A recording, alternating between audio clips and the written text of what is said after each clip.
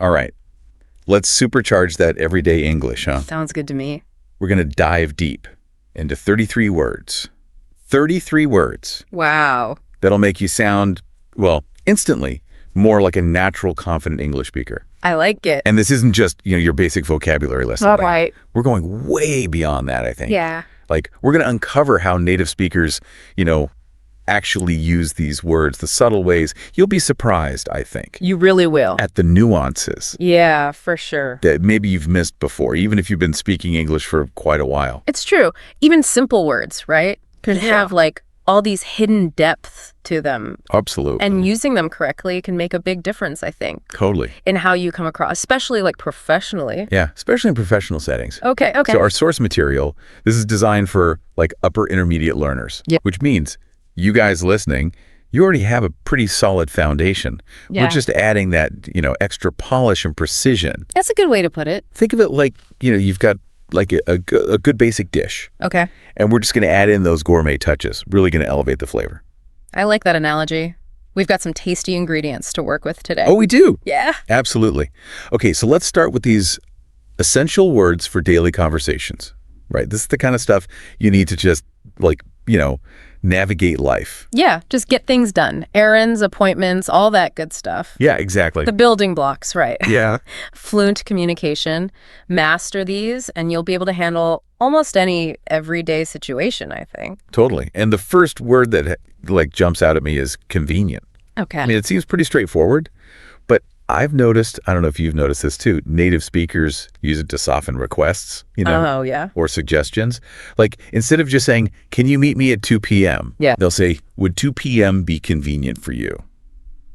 That's a great observation. Yeah, it adds that layer of politeness. Yes. Consideration, right? Yeah. Which can really make your interactions, go much more smoothly. It shows that you're thinking about their schedule and their preferences. It's such a little linguistic trick. It is. But it makes you sound so thoughtful. Mm-hmm. Okay. Now, another word in this category is confirm. Okay, yeah. It's obviously important, right? Right. For making sure everyone's on the same page. But I've noticed it's also often used in emails, to add that sense of urgency or importance. Totally. You notice that? Absolutely, yeah. Just adding a simple phrase please confirm your attendance. It can subtly nudge someone to respond quickly. Yes. Right? And it shows that you're taking the matter seriously. Yeah. And you expect them to do the same. Right. It's almost like a gentle reminder disguised as a polite request. That's good stuff. Okay, let's shift gears a little bit to the workplace. Workplace and business vocabulary. You love to see it. I mean, you got to love it, right? Well, they might not always spark joy, Yeah, that's true. these words, but they're definitely essential for, succeeding in a professional environment. They really are. And one word that always makes people cringe a little bit is deadline. Okay. But, think about how native speakers use it, though. It's not always this harsh, immovable wall, You're right. It's not always a hard stop. Right. Yeah. They often soften it by using, phrases like let's aim for, or ideally we'd like to have this by. Right. It frames the deadline as a shared goal rather than a command. Exactly. So it's not just about meeting the deadline. Mm-hmm. It's about how you communicate it, the tone. Exactly. Yeah. And another word in this category I find fascinating is prioritize. Oh, yeah. Real power word, I think. It is. Because it shows that you're in control of your workload, right? Yeah. It's like saying, I've got a lot on my plate, Yeah. but I know what's most important. Yeah. And it can be a great way to, push back politely if someone is asking you to take on too much, right? You could say, I need to prioritize my current tasks, but I can take a look at that next week. Okay. That's a good move. I like that. Mm-hmm. I'm going to try that one. All right. So let's talk about something a little bit less stressful, maybe. Shopping and money vocabulary. Okay. I like it. I got to admit, I do love browsing online stores and comparing prices. Who doesn't? Who doesn't enjoy a good bargain hunt? Right. Yeah. But even when you're dealing with money, there are subtle ways to use language that can make you a more informed and confident consumer. I think so too. For example, I've noticed that native speakers use purchase a lot Yeah. when they want to sound more deliberate, Uh-huh. intentional about their spending. It's not just buying something, it's making a considered choice. You're right. It elevates it, right? Right. Like buying to something more thoughtful, especially like when dealing with larger purchases. Exactly. Like you're saying, I didn't just impulse buy this. Mm-hmm. I carefully considered my options, and I made a conscious decision to purchase it. Right. And that can be a powerful distinction, Yeah. both for your own like financial awareness, right? Mm-hmm. But also for how other people perceive your spending habits. Okay. Let's move on to social and entertainment vocabulary. Fun stuff. Yeah. The words we need to connect with others and have some fun. Yeah, this is where language comes alive, I think. Sharing experiences, expressing emotions, creating memories. And one word that immediately brings those good vibes is concert.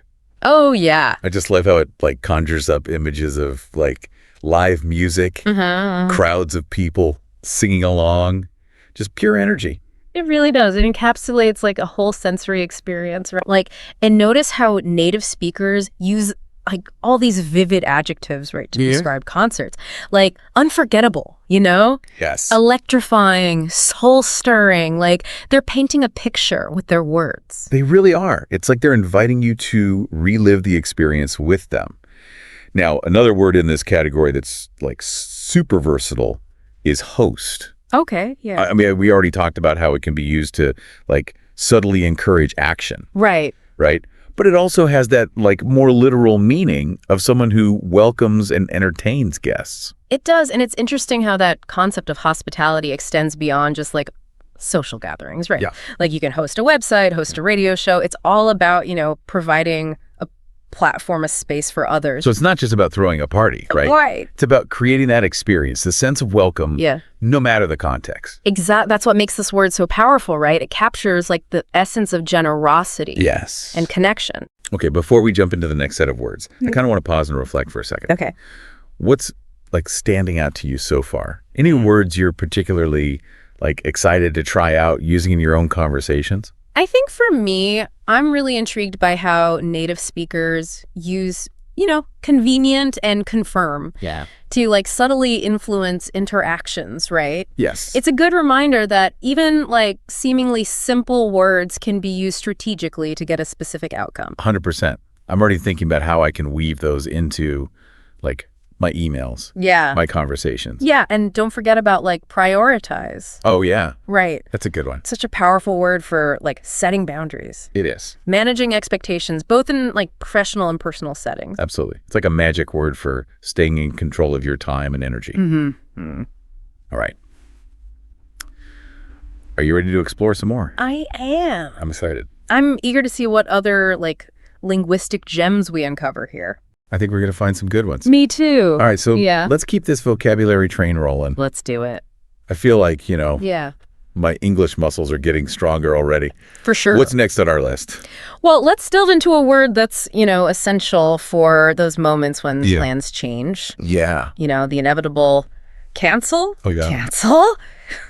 Yeah, it might not be the most Right. pleasant word to utter, No. but mastering its nuances, I think, can save you from some awkward situations. Oh, tell me about it. Yeah. I've had my fair share of last-minute cancellations. Oh, sure. And I think knowing how to like communicate those clearly Yeah. and politely Right. is key. It really is. And it's not just about saying, I can't make it, Yeah, right? right. Native speakers will often use phrases like, something came up, or Right. I have to reschedule, Yeah. which, just sound less abrupt. Yes. And they offer like a sense of explanation. Right. Without going into like unnecessary detail. It's like, you're being direct, Yeah. but also considerate. Exactly. It's all about striking that balance. And Yeah. that brings us to another essential word, Flip. feedback. Oh, yeah. We all receive feedback, whether we Yeah. seek it out or not. Sure. And I think knowing how to use this word effectively can make all the difference Yeah. in our personal and professional growth. Yeah, I totally agree with that. Yeah. Feedback can be a powerful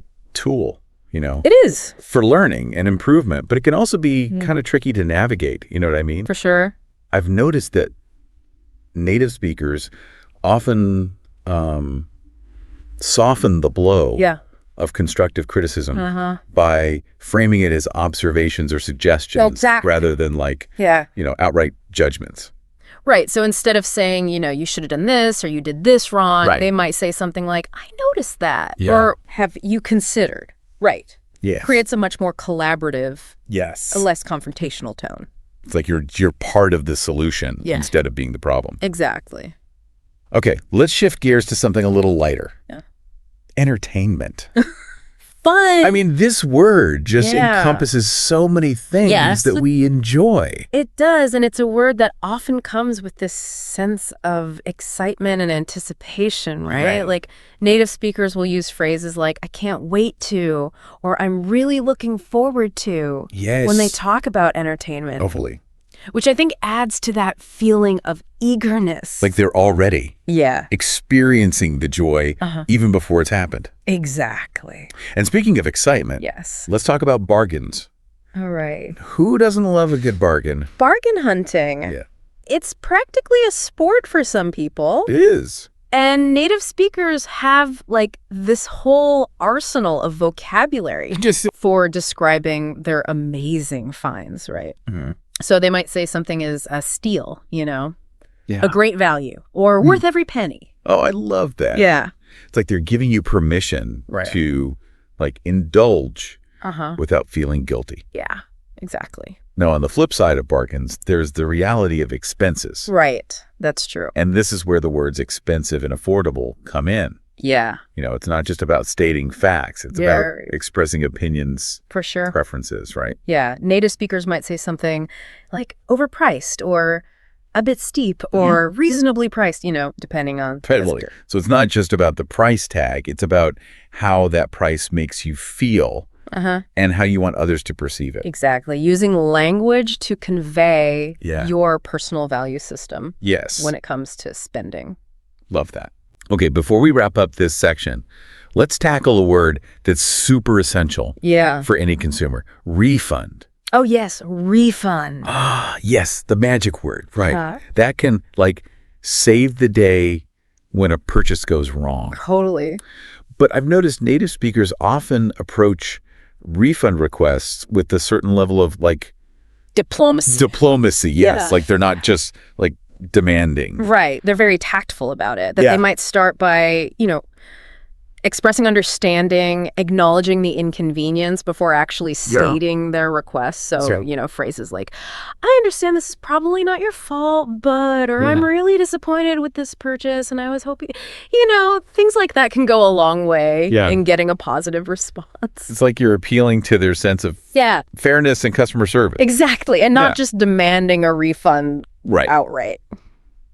I love that. We've covered a lot of ground here. We have. It's amazing how much depth and nuance there is to even the most everyday words. It's true. And I think the key takeaway is that language is so much more than just, communication. Yeah. It's a tool for building relationships, expressing ourselves, and navigating the world around us. I couldn't agree more. Yeah. So as we move into the final stretch of our deep dive, let's keep this idea of strategic language use in mind. Okay. What are some other ways that we can use these seemingly simple words to make a big impact in our everyday lives? It's pretty amazing, right? Yeah. How we can unlock a whole new level of communication. It's true. Just by fine-tuning our word choices. It is, yeah. And we've been talking about these 33 essential English words. Yeah. And I'm already starting to see them in a new light. It's not just about knowing the definitions. Right. It's about understanding the subtle ways native speakers use them to create these very intentional specific effects. Yeah. It's like having, a secret code book. It is, for navigating these everyday conversations, workplace interactions, even those tricky moments when you need to, cancel plans or request a refund. Absolutely. Right?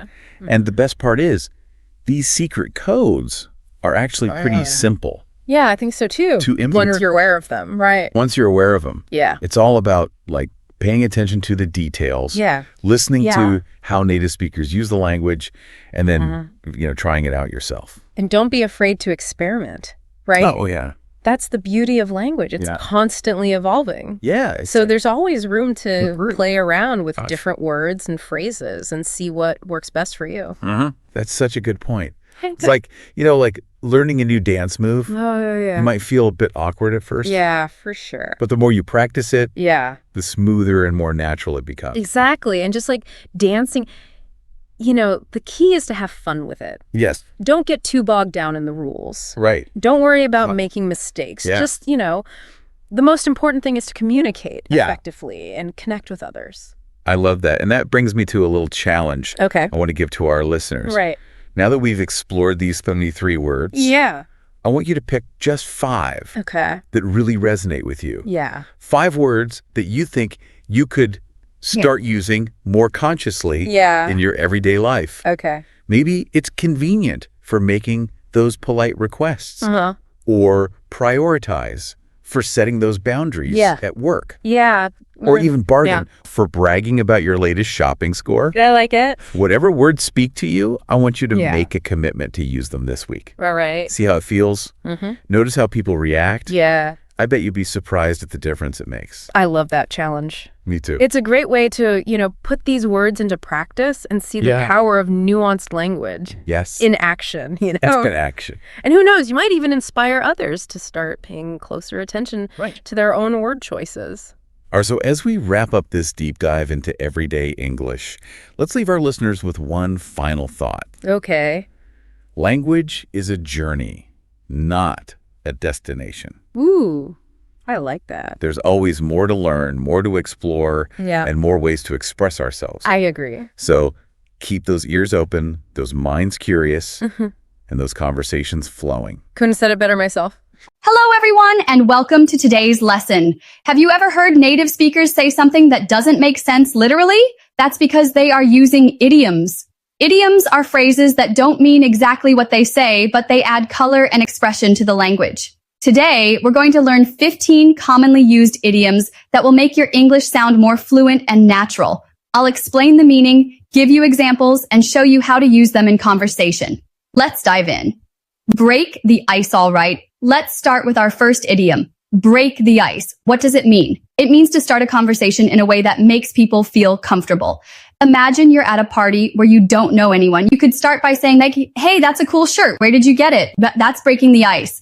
Example. At the meeting, Sarah told a funny story to break the ice. Think about a time you had to break the ice. How did you start the conversation? 2. Hit the nail on the head. This idiom means to describe something exactly or to be completely right about something. Example, when Mark said the company needs better communication, he really hit the nail on the head.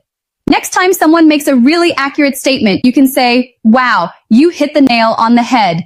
3. Let the cat out of the bag. This one is funny. Imagine you have a secret, but you accidentally tell it before you're supposed to. That's letting the cat out of the bag. Example, Emma let the cat out of the bag about the surprise party. Think of a time when you or someone you know let the cat out of the bag. What happened?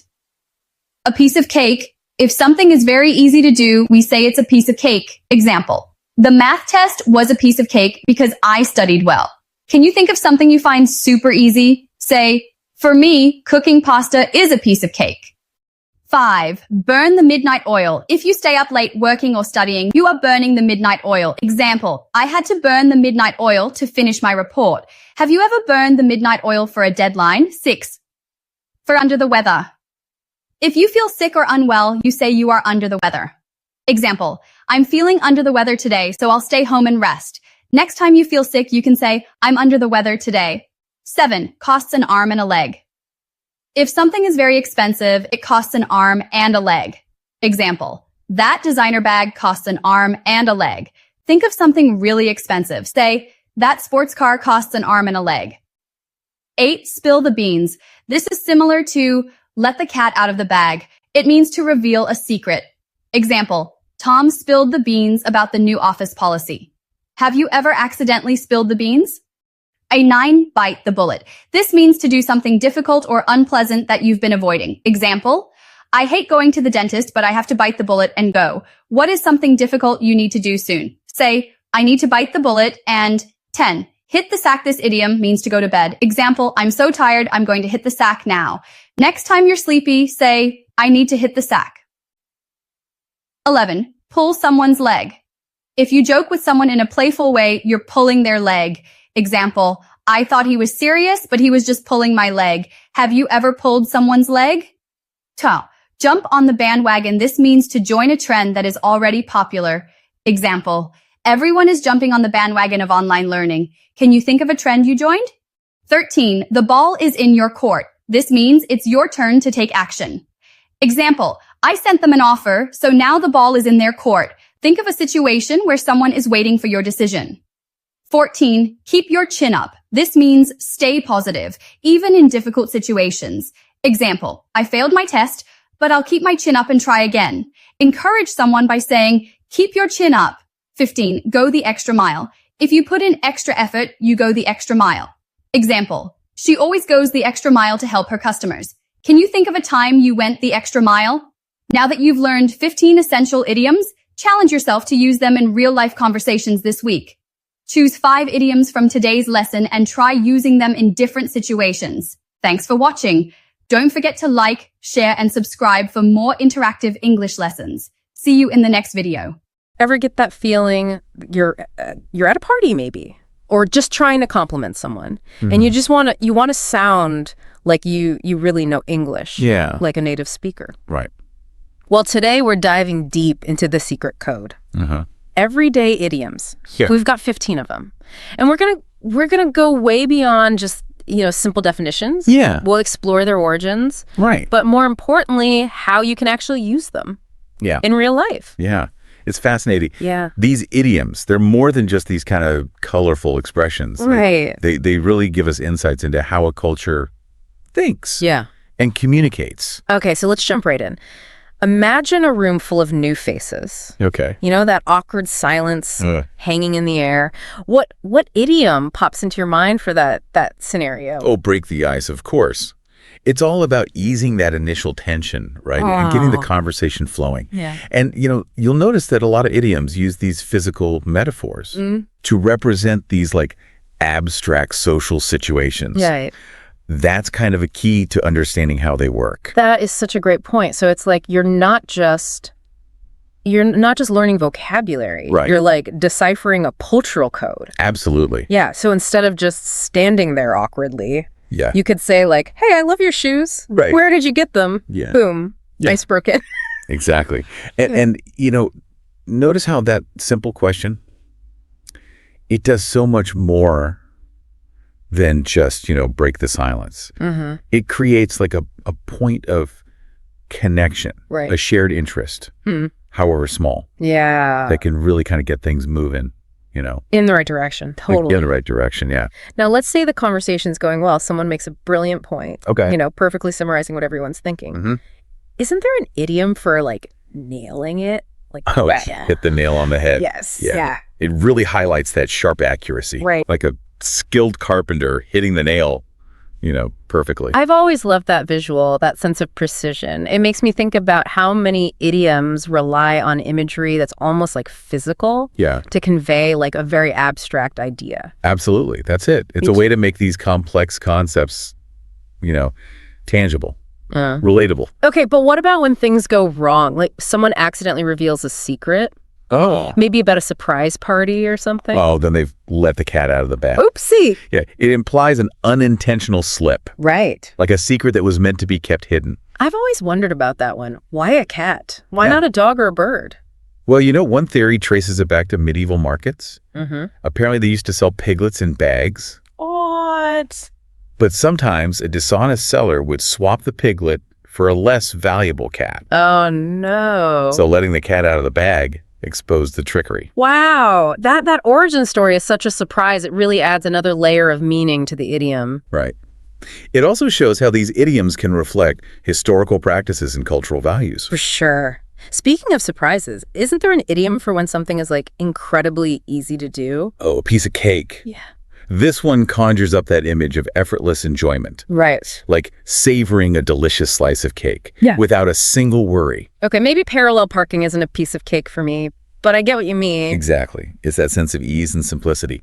Think about those times when you've had to burn the midnight oil to get something done. Oh, tell me about it. Like a late night study session before a big exam, fueled by coffee and sheer willpower. It really paints a vivid picture, doesn't it? The flickering lamplight, the stacks of books, it emphasizes dedication and pushing through fatigue to reach a goal. Totally. But sometimes all that hard work can leave you feeling well, not your best. Under the weather. Yeah. That captures that sense of being a bit unwell or run down. Yeah, like when you're fighting off a cold and everything feels just a little bit harder. Right. We've all been there. We've all been there, yeah. It's a common human experience. And it's interesting how this idiom uses the metaphor of weather to describe a physical state. Yeah. It's as if our bodies are mirroring the environment. And those health woes can sometimes lead to medical bills that just seem outrageous. Costs us an arm and a leg. Ouch. That one really emphasizes the high price, the financial burden. Makes you wonder how body parts became like a measure of value. It likely reflects a time when physical health and wholeness were paramount. Right. Losing a limb would have had a profound impact on someone's life and livelihood. It makes you think about the historical context behind these expressions. It's not just about the words, it's about the story they tell. Now, we talked about letting the cat out of the bag, but isn't there another idiom for accidentally revealing information? Spill the beans? Similar idea, but the imagery is a bit different. So why beans? What's the connection there? Well, the origin's a bit murky, Uh-huh. but one theory suggests it relates to ancient voting practices. Okay. Beans were sometimes used as ballots. Really? So spilling the beans would be like accidentally revealing the election results before the count was finished. Oh, that makes sense. It's that premature disclosure of information. It makes you wonder if voting with beans was as messy as it sounds. It certainly adds a new dimension to the phrase bean counter, doesn't it? Right. Speaking of messes, how about when you have to face something unpleasant head on, no matter how much you'd rather avoid it? Ah, that's when you bite the bullet. It really captures that feeling of steeling yourself to deal with something difficult. Do you think people ever actually bit bullets to endure pain? Thankfully, it's just a metaphor. Right. It highlights that grit and determination to push through discomfort. After a long day of biting bullets, wouldn't you say it's time to? It's hit the sack. That's the universal language of seeking rest and a good night's sleep. It's funny how that simple phrase evokes such a feeling of relief and relaxation. Now, before we move on to more idioms, have you ever been in a situation where you had to break the ice? Yeah. Or maybe you accidentally let the cat out of the bag? Uh-oh. We'd love to hear your experiences. Yeah. It's amazing how idioms can capture those universal human experiences, isn't it? Totally. Yeah. Okay, thinking about social dynamics reminds me of those times when you're teasing a friend just for fun. Oh, in that case, you're pulling their leg. It's all about playful deception, right? Creating a moment of amusement without any real harm. Right. Like when you tell your friend their shoelace is untied, even though it's not, Yeah. just to get a little rise out of them. Exactly. You create a shared moment of laughter. Yeah. A bit of bonding through that lighthearted teasing. Exactly. But then you have those trends that seem to catch on like wildfire. Oh. Everyone's suddenly doing it. Right. Whether it's a new dance move or a certain fashion style or whatever, that's when people are jumping on the bandwagon. That's right. It's about joining a popular trend, Right. often for the sake of fitting in or social acceptance.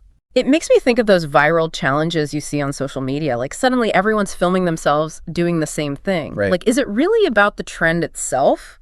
Yeah. Or is it more about being part of the group? That is a great question. It really highlights the power of social influence, Right. like how we're often drawn to what's popular Yeah. or what everyone else is doing. It makes you think about how much our language is influenced by these social dynamics. Yeah. Like we use idioms to fit in, Yeah. to show that we understand the cultural code. It's fascinating, isn't it? Now imagine you've made a proposal, Okay. maybe offered a solution to a problem, Right. and you're waiting for the other person's response. Oh, that waiting game can be nerve-wracking. Oh, yeah. Isn't there an idiom for that feeling of anticipation? The ball is in their court. Yeah. It signifies that shift in responsibility. Right. You know, the next move, the decision, Yeah. it's up to them now. I love that analogy. Yeah. It's like you've served the ball in tennis, Yeah. and now you're watching, waiting to see how they'll return it. Exactly. It emphasizes that pause in the interaction, that anticipation of what will happen next. Okay, but life isn't always a game of tennis, right? We all face those moments that test our resilience, Yeah. those challenges that make us want to give up. When you're feeling discouraged, Yeah. it helps to remember the phrase, keep your chin up. Oh, yeah. It's that little nudge to stay positive Right. and keep going, even when things are tough. Yeah. I can almost picture someone literally lifting their chin. Yeah. Like as if to face the challenge head on. It's a reminder to maintain that optimistic outlook. It highlights that inner strength, that ability to bounce back from setbacks and keep moving forward. Totally. But sometimes it's not just about staying positive. Yeah. It's about going above and beyond, exceeding expectations. That's when you go the extra mile. It suggests a willingness to do more than what's required, to put in that extra effort.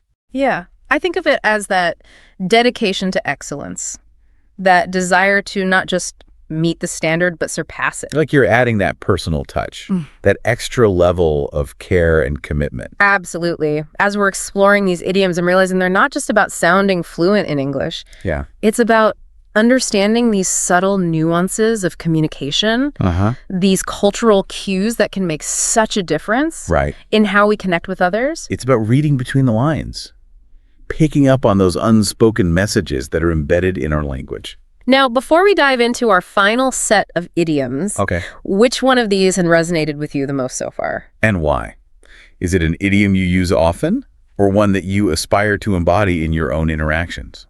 We'd love to hear your thoughts. Yeah, it's really interesting, right?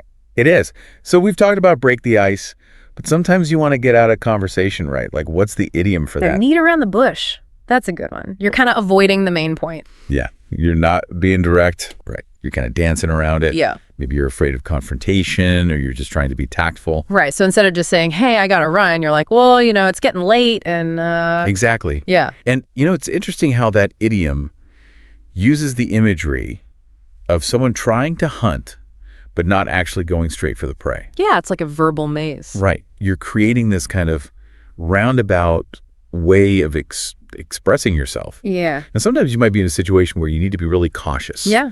Like walking on eggshells. Oh, yeah, that's a good one. It conveys that sense of fragility, like you're trying to avoid making a mistake. Right, like saying the wrong thing or upsetting someone. It's like you're tiptoeing around a delicate situation. Exactly. And the imagery really helps us understand that feeling of nervousness and tension. Now, on the flip side, there are times when we just need to take a leap of faith. Yeah. Go for it. What idiom comes to mind for that? Take the bull by the horns. That's it. You're being decisive, taking control of the situation. It's like that feeling of empowerment. Yeah. Facing your fears head on. Makes me wonder if anyone's ever actually tried to grab a bull by the horns in real life. Yikes. Probably not the best idea, but you get the point. Yeah, it's a metaphor for courage and action. I get it. So we've talked about idioms for different social situations, but what about those phrases that describe our feelings? Right, like over the moon. That one expresses extreme happiness. Oh, yeah, like when something amazing happens. Like you're so joyful you could practically jump over the moon. It's a way to emphasize that intensity of emotion. And, on the other end of the spectrum, we have down in the dumps. Yeah, feeling blue, sad, discouraged. Exactly. It's like you fall into a pit of despair. The imagery really captures that sense of heaviness. Now, before we wrap things up, we have one more idiom that's essential for navigating those tricky situations in life. Okay, what is it? Read between the lines. It's about understanding the hidden meanings, the unspoken messages. Like when someone says one thing, but you can tell they really mean something else. Right. It encourages us to pay attention to those subtle cues. Yeah, to go beyond the surface level. And to consider the context and the speaker's intentions. It's a skill that can be really helpful in all sorts of situations.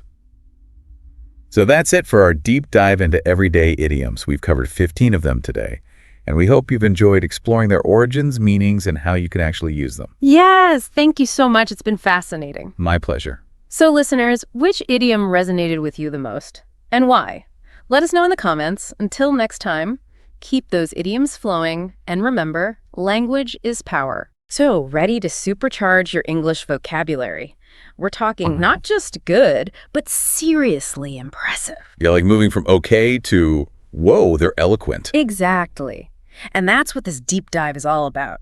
We're going to equip you with 60 powerful words. Words you can actually use, by the way. Oh, absolutely. This isn't some dusty dictionary deep cut. It's about sounding smarter and speaking more confidently in everyday life. In emails, presentations, even just casual chats. Think of it as your secret weapon to making a real impact with your words. Love that. Okay, so let's break down this arsenal, starting with descriptive adjectives. Ah, yes. The words that make your language pop. Instead of just smart, you could say someone is astute. Which implies, like, real sharpness, not just book smarts. Right.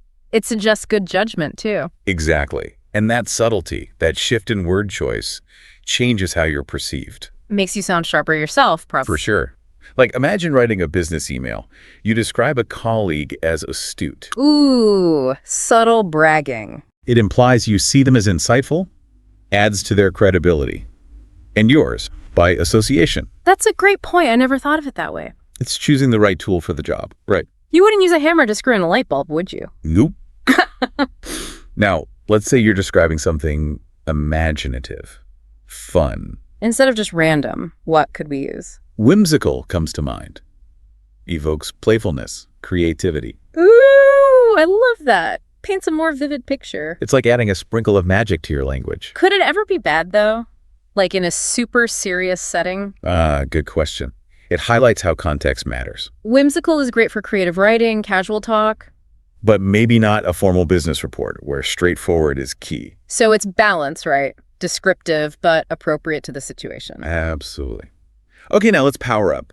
Talking verbs, action words. Verbs, the engines of our sentences. They gotta have oomph. Yeah, how do we make them pack a punch? Instead of supported an idea, say you bolstered it. Bolstered sounds way more impressive, doesn't it? Right. Not passive agreement, you actively strengthened it. Like you added some muscle to that idea. What else makes us sound persuasive? How about spreading information? Instead of just spread, use disseminated. Ooh, disseminated. Sounds official, strategic. Exactly. It implies wider reach, deliberate action. Not just gossiping, I'm disseminating vital intel. And that brings up a key point. The right verb clarifies meaning. No room for misunderstanding, that's good. Like, mitigate means reduce severity, while exacerbate makes it worse. Huge difference there, yeah. The wrong verb can totally change what you meant. Okay, so we've got picture-painting adjectives, action-packed verbs. Now what about nouns, the brainy stuff? Nouns, yeah, for intelligent conversations. How do we sound smarter with nouns? Spill the secret. Choose nouns that handle complex ideas subtly. Like, instead of a problem, you face a dilemma. Dilemma does sound more sophisticated. It suggests tough choices, no easy answers. Not just a flat tire, it's a whole existential dilemma. Right? Which can actually be helpful sometimes. Oh, how so? Say, in a business meeting, a complex deal. You frame it as a dilemma. What happens? Encourages thoughtfulness, collaboration, instead of rushing to a fix. So it's less confrontational, more intellectual vibe.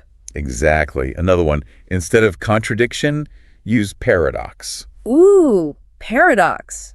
Like something that sounds impossible, but maybe it's true. Exactly. A seemingly absurd statement that could still hold truth. It's like, this can blow your mind, but makes you want to lean in and listen. Right. Using these nouns shows you can handle complex concepts. So it's not just sounding smart, it's thinking smart. Now we got to talk about sounding like a native speaker, right? Idioms, phrasal verbs. Those are tricky, but fun. They add color, personality, but Yeah. tricky. Meaning's not always literal. Got to be careful. But mastering them, that's key to fluency. Okay, hit me with some idioms I can use right away to impress people. How about jump on the bandwagon to join a popular trend? Jump on the bandwagon. Perfect for all those things that suddenly everyone's doing. Right, like a cultural wave you can't escape. And it's not always negative, is it? Sometimes it's just recognizing a good opportunity. Like, hey, everyone's making sourdough bread. Maybe I should try it.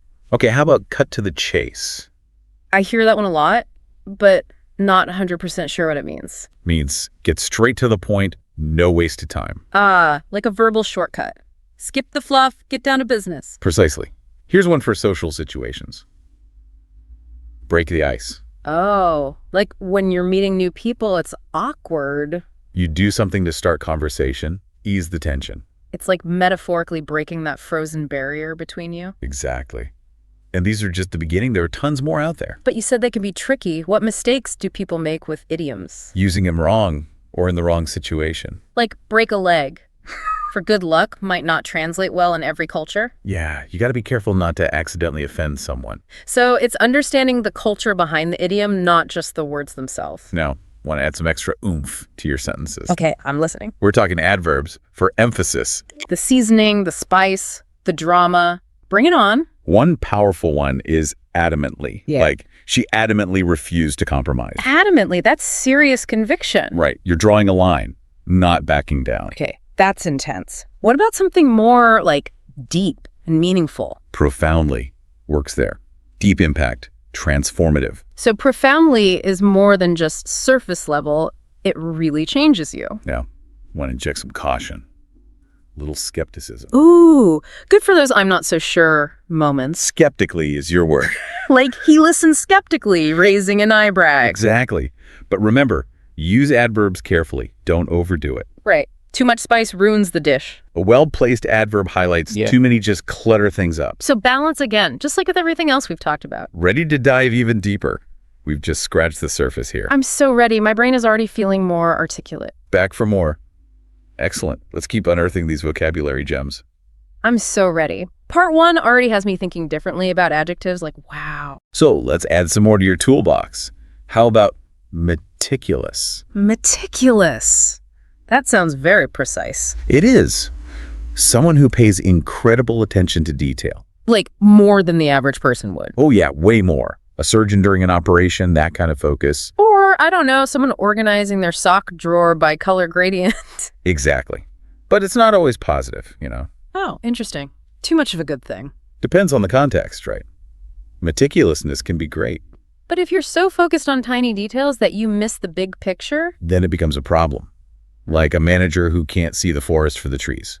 Okay, so balance again. It's a recurring theme here. Life lesson and a vocabulary lesson, all in one. I like it. Okay, what about the word candid? That seems popular these days. Candid is all about honesty. Straightforward, even if it's a bit blunt. So no sugarcoating, just straight talk. Exactly. It can be refreshing, especially when people are often afraid to be direct. So being candid is about being genuine, even if it makes some people uncomfortable. It's valuing truth over, like, trying to please everyone. Makes sense. Okay, now for a word that sounds intense. Vehement. Ooh, yeah, vehement is powerful. It's feeling something strongly. Like passionately arguing for a cause you believe in. Exactly. But think about it. Could too much vehemence be bad? Interesting point. Like if you're trying to win someone over. And you come on too strong, might push them away. So passion's good, but maybe temper it with a little logic and respect. Think of a lawyer giving a closing argument. They got to be vehement to defend their client. But also calm and reasoned, or the jury won't buy it. Okay, that's a good example. Balance, yet again. Now for something unpredictable. Erratic. Ooh, I relate to that one. Life feels pretty erratic these days. Erratic is all over the place, no clear pattern. Stock market, weather, my sleep schedule, all erratic. But here's the thing. It's not always negative. Oh, really? Give me an example of good erratic. Think about a jazz musician improvising a solo. Their playing might seem erratic to someone who likes classical music. But that's what makes it exciting. Unpredictable, keeps you on your toes. Okay, so even words that sound negative can have a flip side. Context is everything. Words are tools, you gotta know how to use them. That's what I love about these deep dives. It's not just memorizing words. It's understanding how language works. Exactly. Now, more verbs. I need more action words. Verbs are key. Remember bolster and disseminate from part 1. Oh yeah, those are good. Here's one that's useful, but not in a good way. Exacerbate. Exacerbate. That sounds like it makes things worse. It does. The situation was exacerbated by, and then you give the reason. Like adding fuel to the fire, making the problem even bigger. You see it a lot in news, explaining complex issues. Now, what about the opposite? Like making things better? Mitigate is Yeah. your word. Reducing the severity of something. Damage control. Not solving the whole problem, but lessening the impact. That's important in so many fields. Disaster relief, yeah. Or even just everyday life, mitigating stress, arguments. I need to use mitigate more. Sounds very in control. Now for one that makes you sound super smart. Scrutinize. Scrutinize. That's careful examination, right? Exactly. Looking for clues, details others might miss. Detectives scrutinize a crime scene. Scientists scrutinize data. It implies thoroughness, attention to detail, like you're using a magnifying glass. Okay, that's a good one for when I want to sound impressive. Now for something a bit sneakier. Undermine. Undermine sounds kind of shady. It can be. Weakening something gradually, often secretly. Like rumors undermining someone's reputation. Exactly. Or constant criticism undermining someone's confidence. It's subtle but powerful. You don't see it coming until the damage is done. Let's switch gears to something more, I don't know, heartwarming. Okay, I like where this is going. Commiserate. Yeah. To share in someone's sorrow. Commiserate. That's about empathy, right? Exactly. When a friend is going through something tough, you commiserate with them. It's that feeling of, I get it, I'm here for you. Very human. Okay, last verb for now. Illuminate. Illuminate makes me think of light bulbs, ideas. It's about making something clearer, easier to understand. Like a good teacher illuminates a complex topic for their students. Or a well-written article illuminates a current event. It's bringing something out of the darkness into the light. Or finally, a simple but important one. Reiterate. Reiterate means to repeat something, Right. but for emphasis. Exactly. To make sure it's really sunk in, no room for misinterpretation. Like, I want to reiterate, this is very important. Okay, so tons of verbs, each with its own flavor. I'm feeling very empowered verb-wise. Now, ready for some noun power? Level up those conversations. All right, we've tackled those vivid adjectives, those dynamic verbs. We even dipped our toes into the world of idioms. Right. But there's this other category of words, kind of like the unsung heroes of good communication. The behind-the-scenes crew making everything run smoothly. Exactly. Connector words. They might seem small, but they're essential. Connector words. Okay, give me an example. What do they do? They help guide your listener or reader through your thoughts, create a flow. So without them, it'd be like a bumpy road all over the place. Exactly. Choppy, disjointed, hard to follow. Okay, I'm starting to see how these little words matter a lot. They're like the architects of clear communication. Okay, so which connector words should we be paying attention to? Let's start with ones that signal a contrast, like shifting gears in your argument. Ooh, I like that. Turning a corner, but smoothly. Words like however, nevertheless, on the other hand. However is definitely one I use a lot in writing. It's a classic. Signals, okay, here comes a different perspective. But what about nevertheless? It sounds more formal, maybe. Nevertheless has a bit more oomph to it. Like, despite what I just said, this other point still stands strong. Exactly. It emphasizes that your argument is still valid, even considering counterpoints. So if I'm in a debate, nevertheless is my secret weapon. You got it. Now, on the other hand, is a bit different. It sounds more like, let's look at both sides of this. Right. It's more balanced, presents alternatives without necessarily picking a side. Like, here's option A, and on the other hand, we have option B. Perfect example. It encourages thoughtful consideration. Okay, so we've got contrast covered. What else is there? Adding information, building on what you've already said. Like, and another thing, but fancier, right? Words like moreover, furthermore, in addition. Ooh, those sound impressive. Layering those ideas, making the argument stronger. Each one has a slightly different nuance, though. Oh, like what? Give me the moreover versus furthermore breakdown. Moreover adds weight to your argument. Like, this next point is even more convincing. It's the mic drop moment, but for arguments. While furthermore is more about expanding on the previous point. Providing more detail, going deeper into that specific idea. So it's not just a random list of points, they're connected. Exactly. Now, in addition is the most versatile, I'd say. Just a simple way to add another piece of information. Yeah, it's like, here's another thing to consider along with everything else. Keeps the conversation moving smoothly. Okay, so contrast, addition. What else? Cause and effect. Essential for clear reasoning. Explaining how one thing leads to another. Words like therefore, consequently, as a result. These are like the logic connectors showing why things happen. So instead of just stating facts, you're building a chain of reasoning. But those words all sound kind of similar. What are the subtle differences? Therefore is the most direct, like this must be true because of what came before. It's a very confident conclusion based on the evidence you've given. While consequently suggests a more indirect relationship. Like there might be other factors involved. It's not always so simple. Okay, so it's cause and effect, but with a bit more nuance. Exactly. And as a result is somewhere in between, I'd say. So we've got options, depending on how direct we want to be. That's the beauty of language, right? So many tools to choose from. This has been amazing. Seriously, my brain is buzzing with all these new connections. That's what we aim for. And remember, the more you pay attention to these words, the more I'll start using them naturally without even thinking about it. You got it. It becomes second nature. Well, I feel equipped to go out there and conquer the world, one connector word at a time. That's the spirit. Remember, the power of language is in your hands. That's a wrap on our deep dive into powerful words. We hope you've enjoyed this linguistic adventure. And until next time, keep those words flowing. Keep those connections strong. Hello, everyone, and welcome to today's lesson. Speaking English fluently isn't just about learning new words and grammar rules. It's about building the right habits that will help you improve every single day.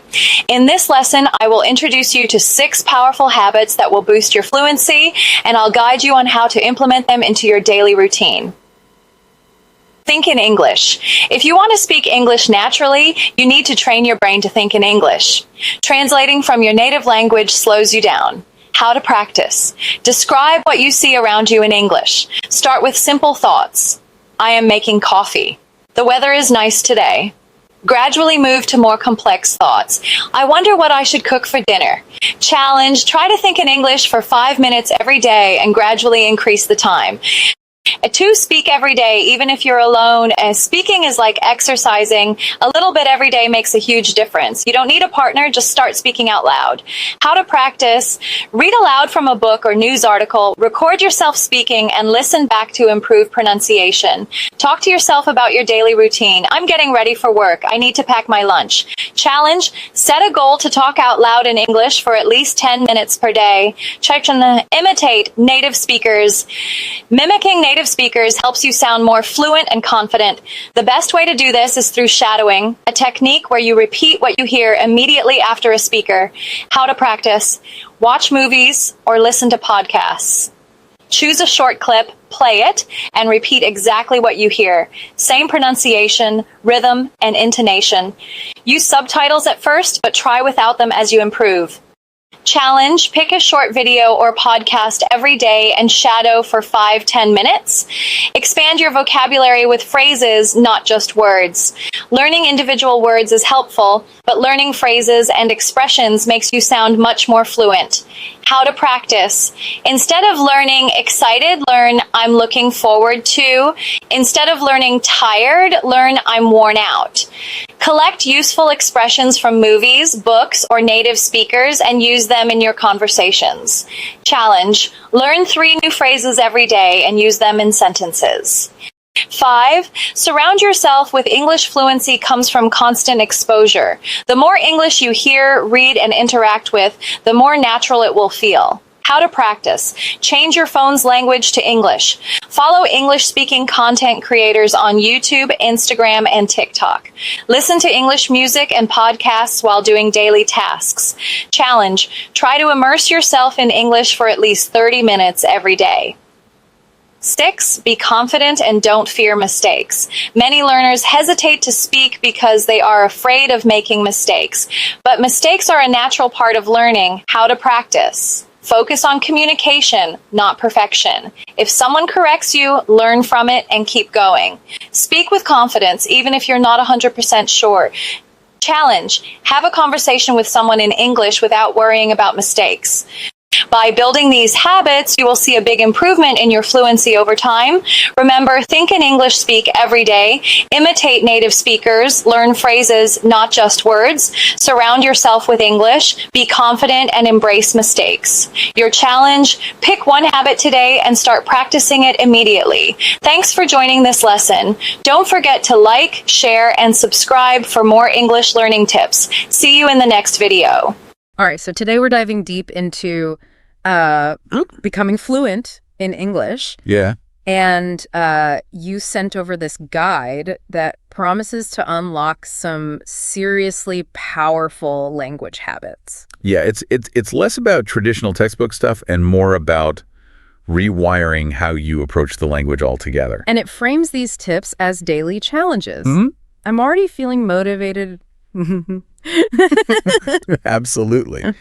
One thing that jumps out is the focus on immersing yourself in English, Okay. even when you're not formally studying. Yeah, like that idea of changing your phone's language. Precisely. I did that once accidentally, and picking up those tech terms just from navigating menus was wild. But we're getting ahead of ourselves. Okay. The guide actually starts with something even more fundamental, Okay. thinking in English. No, I've heard that before, but honestly, it always seemed kind of mystical. Like, how do you actually do that? Well, the guide makes a great point. Translation is the enemy of fluency. Okay. It's like trying to run a race while dragging a heavy anchor. You're never going to reach your full speed. That's a way better analogy than the building a muscle thing I usually hear. Yeah. But still, Yeah. how do you ditch the translator in your brain?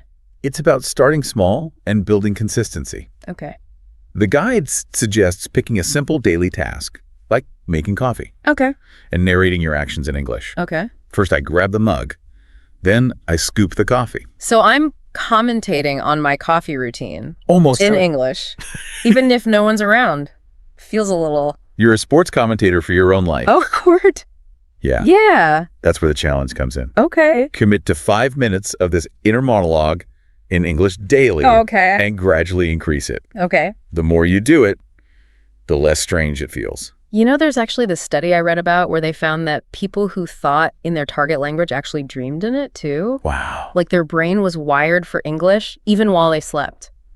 Pretty wild, right? It's fascinating how the brain adapts. And speaking of practice, the next habit the guide tackles is Okay, surprise, surprise. Yeah. But here's the kicker. It emphasizes speaking every day, even if you don't have a language partner. Right. Now that resonates. Yeah. I'm always waiting for the perfect conversation opportunity, which, let's be real, never comes. Perfectionism can be a major roadblock. Yeah. The guide encourages us to view speaking as a muscle that needs regular exercise, I see. regardless of an audience. And it suggests some seriously creative ways to do that, like reading aloud from a book, Yeah. even if it's just a recipe or the back of a cereal box. Or having imaginary conversations in English. Okay. Pretend you're ordering food at a restaurant, Right out. giving a presentation, Might land me in a psych ward if anyone catches me. or catching up with a friend. But I get the idea. It's about actively using the language, Yeah, not just passively absorbing it. The challenge here is to aim for at least 10 minutes of speaking out loud each day. 10 minutes. Woo! That sounds daunting. Yeah. But I guess even 5 minutes here and there adds up. Yeah. Especially if it means finally pitching my fear sounding, well, less than perfect. Which brings us to a technique the guide calls shadowing, Okay. where you essentially become a vocal doppelganger for native speakers. Okay, I've heard of shadowing, but I've always pictured super serious language learners doing it with like political speeches. Yeah. The guy actually suggests using movies and podcasts, Yeah. It's which is way more my speed. finding material you genuinely enjoy Okay. because that keeps you engaged. Right. The idea is to mimic everything. Okay. The pronunciation, the rhythm, even the emotion. And I love that they suggest starting with subtitles and Right. gradually weaning yourself off them. It's a great Like training wheels for your ears. strategy, especially for those struggling with certain sounds or accents. Yeah. But what I find most fascinating about shadowing is that it goes beyond just mimicking sounds. You're internalizing the music of the language, the way phrases are linked, the subtle pauses, the intonation that conveys meaning. So it's like you're absorbing the soul of spoken English, not just the words themselves. Exactly. No wonder the guide calls it a secret weapon for fluency. Mm-hmm. But honestly, I used to think pronunciation was just about getting the individual sounds right. It's definitely part of it. Okay. But shadowing helps you understand that pronunciation is about so much more. Okay. It's about delivering a message with the right tone, Yeah. emphasis, and rhythm. Think about how a simple phrase like thank you can sound completely different Yeah. depending on the context and how it's said. Whoa, yeah. Like a flat thank you can sound almost sarcastic. Right. But a warm thank you with the right emphasis can express genuine gratitude. Exactly. That's a great point. And that brings us to the next habit, Okay. which focuses on vocabulary. Ooh, I love twists. Lay it on me. But there's a twist. It's not just about memorizing individual words. Oh, It's about mastering phrases. okay. I've heard that advice before. Right. But why exactly are phrases so much more effective than just knowing a bunch of individual words? Think of it this way. Okay. Imagine you're trying to build a house. Okay. You could have a pile of bricks, but without mortar to bind them together. Okay. You're not going to get very far. Okay, I see. So instead of just learning the word happy? The phrases are like the mortar in language. Okay. They connect individual words into meaningful chunks that you can use in various situations. I learned the phrase, I'm over the moon. Precisely. Way more expressive phrase. And the guy gives some fantastic examples. Okay. Like, instead of just tired, you could say, I'm completely knackered. Okay. Or instead of excited, you could say, I'm buzzing. Those are great. They sound so much more natural than just using the basic adjective.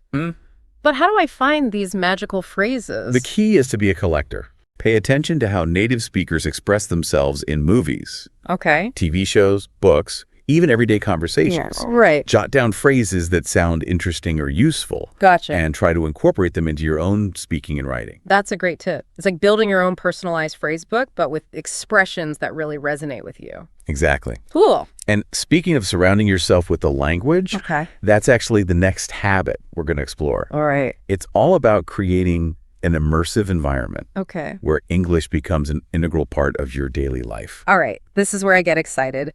The guide has some seriously fun suggestions for this one. Yeah. Like changing your phone's language to English, Right. which we've already touched on.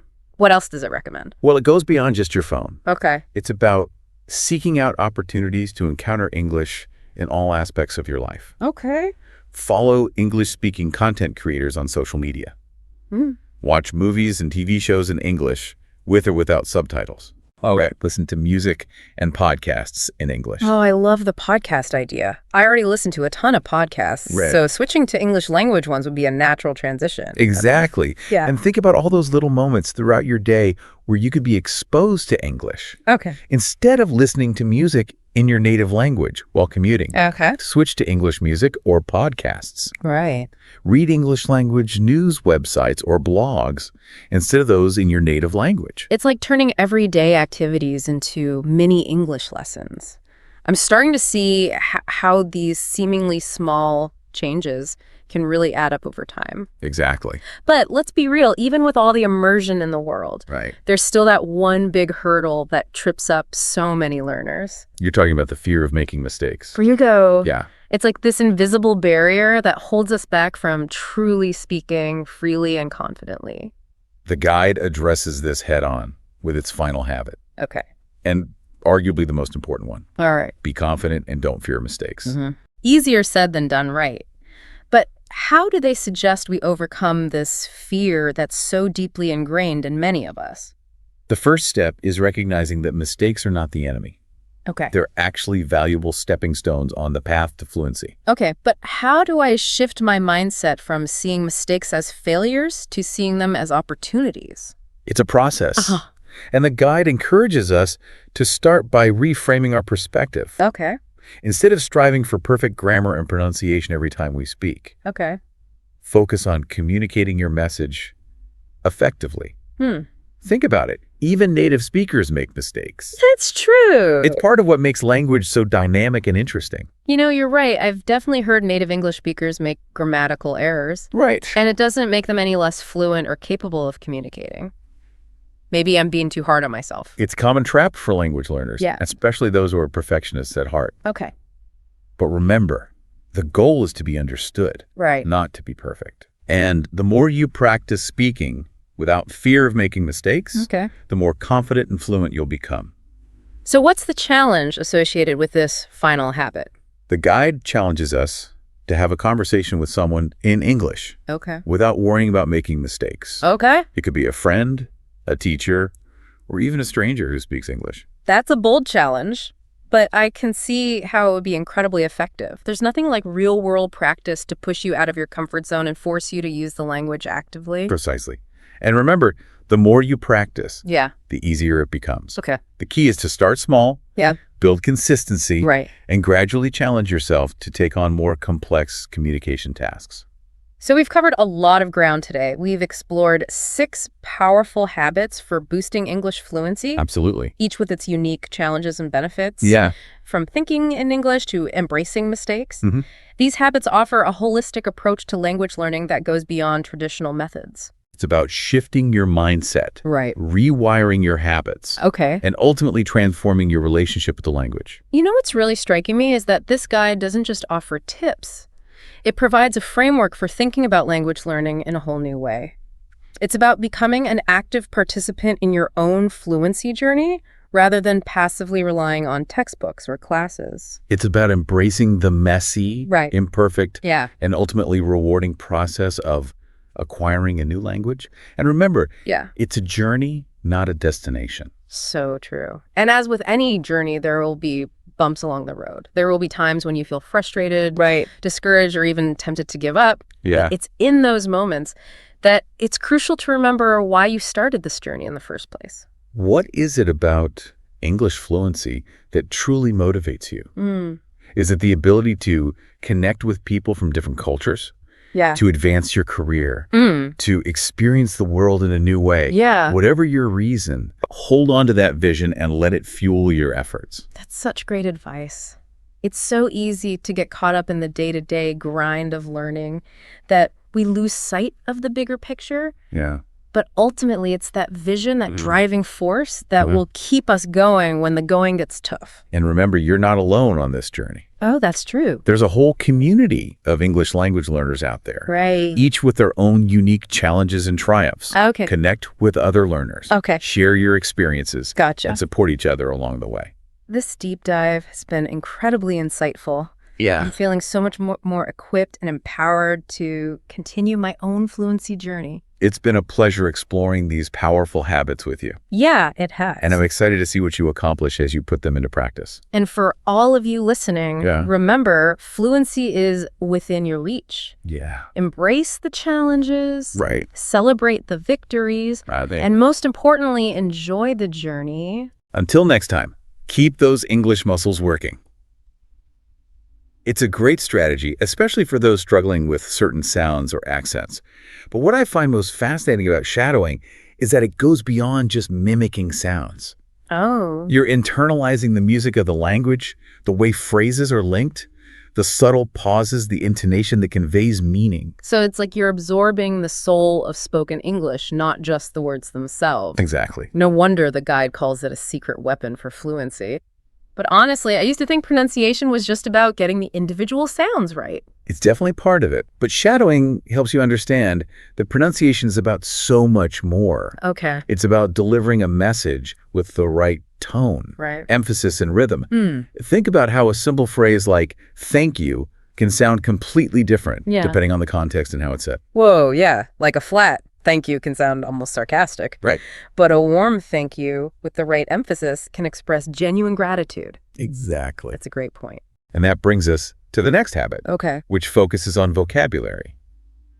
But there's a twist. Ooh, I love twists. Lay it on me. It's not just about memorizing individual words. Okay. It's about mastering phrases. Okay, I've heard that advice before. But why exactly are phrases so much more effective than just knowing a bunch of individual words? Think of it this way. Okay. Imagine you're trying to build a house. Okay. You could have a pile of bricks, but without mortar to bind them together. Oh, okay. You're not going to get very far. Phrases are like the mortar in language. Okay, I see. So instead of just learning the word happy, They connect individual words into meaningful chunks that you can use in various situations. I learned the phrase I'm over the moon. Precisely. Way more expressive, right? And the guy gives some fantastic examples. All right. Like instead of just tired, you could say, I'm completely knackered. Or instead of excited, you could say, I'm buzzing. Those are great. They sound so much more natural than just using the basic adjective. But how do I find these magical phrases? The key is to be a collector. Okay. Pay attention to how native speakers express themselves in movies, TV shows, books, even everyday conversations. Jot down phrases that sound interesting or useful and try to incorporate them into your own speaking and writing. That's a great tip. It's like building your own personalized phrase book, but with expressions that really resonate with you. Exactly. And speaking of surrounding yourself with the language, that's actually the next habit we're going to explore. It's all about creating an immersive environment where English becomes an integral part of your daily life. All right, this is where I get excited. The guide has some seriously fun suggestions for this one, like changing your phone's language to English, which we've already touched on. What else does it recommend? What goes beyond just your phone? Okay. It's about seeking out opportunities to encounter English in all aspects of your life. Follow English-speaking content creators on social media. Watch movies and TV shows in English with or without subtitles. Listen to music and podcasts in English. Oh, I love the podcast idea. I already listen to a ton of podcasts, so switching to English language ones would be a natural transition. Exactly. And think about all those little moments throughout your day where you could be exposed to English. Instead of listening to music in your native language while commuting, switch to English music or podcasts. Read English language news websites or blogs instead of those in your native language. It's like turning everyday activities into mini English lessons. I'm starting to see how these seemingly small changes can really add up over time. But let's be real, even with all the immersion in the world, there's still that one big hurdle that trips up so many learners. You're talking about the fear of making mistakes. Bingo. It's Ah. like this invisible barrier that holds us back from truly speaking freely and confidently. The guide addresses this head-on with its final habit and arguably the most important one. Be confident and don't fear mistakes. Easier said than done, right? But how do they suggest we overcome this fear that's so deeply ingrained in many of us? The first step is recognizing that mistakes are not the enemy. They're actually valuable stepping stones on the path to fluency. Okay, but how do I shift my mindset from seeing mistakes as failures to seeing them as opportunities? It's a process. Yeah. And the guide encourages us to start by reframing our perspective. Instead of striving for perfect grammar and pronunciation every time we speak, focus on communicating your message effectively. Right. Think about it. Even native speakers make mistakes. That's true. It's part of what makes language so dynamic and interesting. You know, you're right. I've definitely heard native English speakers make grammatical errors, and it doesn't make them any less fluent or capable of communicating. Maybe I'm being too hard on myself. It's a common trap for language learners, especially those who are perfectionists at heart. But remember, the goal is to be understood, not to be perfect. And the more you practice speaking without fear of making mistakes, the more confident and fluent you'll become. So what's the challenge associated with this final habit? The guide challenges us to have a conversation with someone in English without worrying about making mistakes. It could be a friend, a teacher, or even a stranger who speaks English. That's a bold challenge, but I can see how it would be incredibly effective. There's nothing like real-world practice to push you out of your comfort zone and force you to use the language actively. Precisely. And remember, the more you practice, the easier it becomes. The key is to start small, build consistency, and gradually challenge yourself to take on more complex communication tasks. So we've covered a lot of ground today. We've explored 6 powerful habits for boosting English fluency, Absolutely. each with its unique challenges and benefits. From thinking in English to embracing mistakes, these habits offer a holistic approach to language learning that goes beyond traditional methods. It's about shifting your mindset, rewiring your habits, and ultimately transforming your relationship with the language. You know what's really striking me is that this guide doesn't just offer tips. It provides a framework for thinking about language learning in a whole new way.